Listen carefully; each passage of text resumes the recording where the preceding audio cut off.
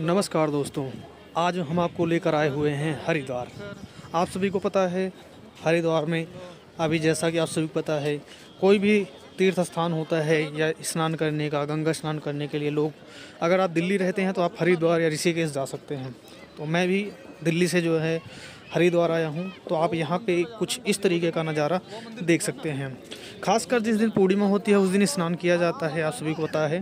तो जिस दिन ये स्नान था उस दिन भी पूर्णिमा थी, तो मैं भी आया हुआ था, काफ़ी ज़्यादा भीड़ भी थी। आप बाकी ये देख सकते हैं। खास बातें आपको कुछ बताऊंगा यहाँ पर, और आपको क्यों जाना चाहिए ये भी बताऊंगा। यहाँ पर आप देखेंगे जितने भी आप जगह जैसे जैसे आगे आप बढ़ते जाएंगे, आपको पूरा का पूरा यहाँ पर छोटे छोटे मंदिर, पीपल के वृक्ष के पास छोटे छोटे एक अलग अलग चीज़ें आपको देखने हो। और वीडियो अगर आप पूरा देखोगे तो आपको हरिद्वार के बारे में ज़्यादातर चीज़ें आपको देखने को मिल जाएगी। सर्दी का मौसम था, उसके बावजूद भी यहाँ पर काफ़ी ज़्यादा भीड़ में लोग पहुँचे हुए थे। तो वीडियो को बना रहे हैं और देख सकते हैं हम, जैसे कि माता गंगा का रूप आप कुछ इस तरीके से देखने को मिलता है। और एक ख़ास बात ये भी है, गंगा माता तो बह रही हैं, जिस तरीके से बहती हुई अब सामने कुछ देखिए आप बिल्डिंग्स, कैसे आपको बिल्डिंग्स दिखाई देंगी, बिल्कुल जो कि गंगा माता के बिल्कुल लगता हुआ जो पानी है वहाँ से आपको दिखाई देगा बहता हुआ। बाकी हम आगे बढ़ेंगे। और ख़ास बात ये भी है कि अगर आप हरिद्वार जाते हैं, यहाँ पर पानी आपको इतना साफ़, इतना शीतल मिलेगा, वह पानी पीने योग्य है। आप एक बार ये दोबारा से देखिए, इन घरों को देखिए या इन बिल्डिंगों को देखिए किस तरीके से बनाया गया है। बिल्कुल जो गंगा माता बह रही हैं उनके साथ में ही बिल्कुल लगता हुआ, वो कहते हैं जो बाउंड्री होती है बिल्कुल उसमें लगता हुआ इस धाम को बनाया गया है। हरिद्वार की जो पूरी की पूरी पैड़ी बनाई गई है, कुछ इस तरीके से डिज़ाइन की गई है। पहले हम जाते हैं गंगा स्नान करने के लिए, और उसके बाद हम जाते हैं वहाँ पर दो मुख्य मंदिर हैं दर्शन करने के लिए। एक है माता चंडी देवी, एक है माता मनसा देवी। तो पहले आप जाओगे गंगा स्नान करने के लिए, और उसके बाद आप जाकर जो है इन दोनों मंदिरों पे दर्शन कर सकते हो। अभी आपको जैसे सामने एक पहाड़ दिख रहा होगा, और उस पहाड़ पे आप देखेंगे तो एक मंदिर दिखता है। वहाँ पर आप जाएंगे, बिल्कुल हरिद्वार के बिल्कुल पास ही पड़ता है जहाँ पर हम स्नान करते हैं। वहाँ से 1 किलोमीटर आगे बढ़ते हैं तो आपको मंदिर की चढ़ाई की शुरुआत हो जाती है। और जैसे ही आप वहाँ पर चढ़ाई की शुरुआत करते हैं तो वहाँ से 4 से 5 किलोमीटर होता है, पहाड़ के ऊपर जाते हैं, तब जाकर आपको माता का मंदिर। वहाँ पर जितने भी लोग जाते हैं गंगा स्नान करने के लिए हरिद्वार, ज़्यादातर लोग उस मंदिर में जाते हैं, क्योंकि वहाँ पर ऐसी मान्यता है कि जो जाकर हरिद्वार में गंगा नहा लिया और उसके बाद जाकर यहाँ पर दर्शन कर लिया, सामने पहाड़ देख सकते हैं, इसी पहाड़ पे वो मंदिर स्थित है। और अगर आप ध्यान से देखेंगे वो देखिएगा ही, आपको वीडियो शायद रोक कर देखनी पड़ेगी। बाकी आप यहाँ पर आप देख सकते हैं कि किस तरीके से लोग, दुकानें लगी हुई हैं, नए नए लोग हैं काफ़ी सारे, और कई सारी चीज़ें आपको अलग भी देखनी है। ख़ास बात ये है, अब हरिद्वार आप जाएं और जाकर स्नान कहाँ करें और क्या है कारण जो कि आप हरिद्वार जाकर स्नान करें। कहते हैं कि जो गंगा माता हैं, गंगा माता जो धरती पर जिनका अवतरण हुआ था, धरती पर लोगों ने इतना ज़्यादा पाप किया हुआ था, या फिर कह लो कि महाभारत का जब युद्ध हुआ था, तो जो महाभारत का युद्ध हुआ था उस समय भी ऐसा था कि जो हमारे पूर्वज हैं, जो महाभारत में लोग बच गए थे, अब उनके जो पूर्वज थे उन्होंने इतने पाप करे हुए थे कि उनकी आत्मा को शांति नहीं मिल रही थी। तो उनमें से एक ऐसे व्यक्ति थे जिन्होंने जो है, कहते हैं भगवान को जो है बहुत ज़्यादा जो है उन्होंने जाकर भगवान की तपस्या करी, और उसके बाद भगवान को इस बात के लिए मनाया कि किसी को जो है धरती पर भेजो। ये वो मंदिर है जो मैं बात कर रहा था आपको, ये आप मंदिर देख सकते हैं। तो किसी ऐसे चीज़ को भेजो जो कि जाकर धरती पर हमारा जो है, कहते हैं कि एक तरीके से हमारा उद्धार कर सके, हमारे पूर्वजों को उद्धार कर सके। तो भगवान विष्णु के कहने पर, आप सभी को पता है, भगवान विष्णु के कहने पर, ब्रह्मा जी के कहने पर, भगवान भोलेनाथ ने उनको, जब वो आई वहाँ से स्वर्गलोक से धरती पर आई, तो भगवान भोलेनाथ ने, क्योंकि गंगा माता की धारा इतनी ज़्यादा तेज़ थी कि उसको कोई रोक नहीं सकता था, तो उसके लिए जो है गंगा माता को जो है भगवान भोलेनाथ के बालों में, उनकी जो कहते हैं कि इतने इतने बड़े बड़े बाल हैं जिसमें पूरा ब्रह्मांड समा जाता है। उस ब्रह्मांड में जो है, उस बालों की जटाओं में जो है माता गंगा आके उतरती हैं, और उसके बाद भगवान भोलेनाथ एक छोटी सी धारा जो है अपने बालों में से, कहते हैं सिर्फ एक केस, एक बाल अपना निकाल के थोड़ा सा वो करते हैं, तो वहाँ से गंगा माता का थोड़ा सा एक सा हिस्सा गिरता है। जब गंगा माता का एक छोटा सा हिस्सा गिरता है, अब आप सोच सकते हैं, बाकी ये दर्शन कीजिए। ओम गणगणपतये नमः, गणाधिपतये नमः का काफ़ी अच्छी मूर्तियाँ हैं, काफ़ी अच्छी चीज़ें आपको देखने को मिलेंगी यहाँ पर। मैंने कोशिश किया हुआ है कि ज़्यादातर चीज़ें आपको दिखा दूँ, वहाँ पर बहुत सारी चीज़ें आपको देखने को मिलेंगी।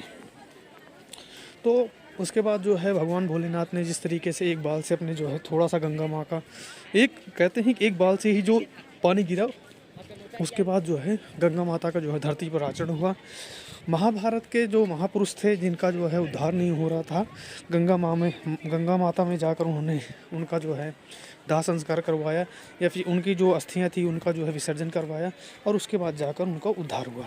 तो और गंगा माता को जो है ये भी गंगा माता ने भगवान विष्णु से ये भी कहा था कि मैं यह जो प्रयोजन करने के बाद जो है मैं वापस दोबारा आ जाऊँगी स्वर्गलोक में। लेकिन भगवान श्री कृष्ण ने, भगवान श्री विष्णु हरि नारायण ने ये बोला था कि नहीं, आप जा रहे हैं धरती पर, क्योंकि माता जो है गंगा माता पहले स्वर्गलोक में बहा करती थी, अब उनको जो है यहाँ पर आना, और यहाँ पर ये कहते हैं कि एक तरीके से नर्क लोक ही है, धरती पर आना और उसके बाद यहाँ पर आकर जो है हमेशा के लिए रह जाना। तो एक ये भी बहुत बड़ी कहानी थी कि उनको आकर यहीं पर रुकना था। और तभी से एक मान्यता हो गई कि जो भी प्राणी गंगा माता में स्नान करता है, खास करके पूर्णिमा पर, उसके जो भी पाप होते हैं धुल जाते हैं।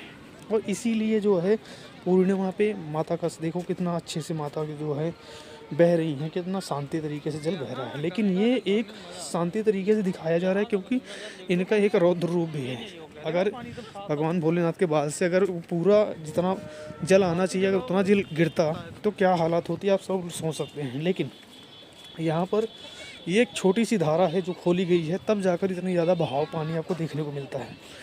लेकिन हाँ, यहाँ का जो गंगा जल है वो इतना पवित्र है, इतना साफ़ है, आप कहीं भी लेकर आप आसानी से देख सकते हैं हाथों में, आपको कुछ भी नहीं दिखाई देगा, इतना साफ़ पानी होगा। और आप बिल्कुल अपने कहते हैं जो आपके घर का पानी होता है उससे भी साफ़ पानी होगा, पीने योग्य होता है।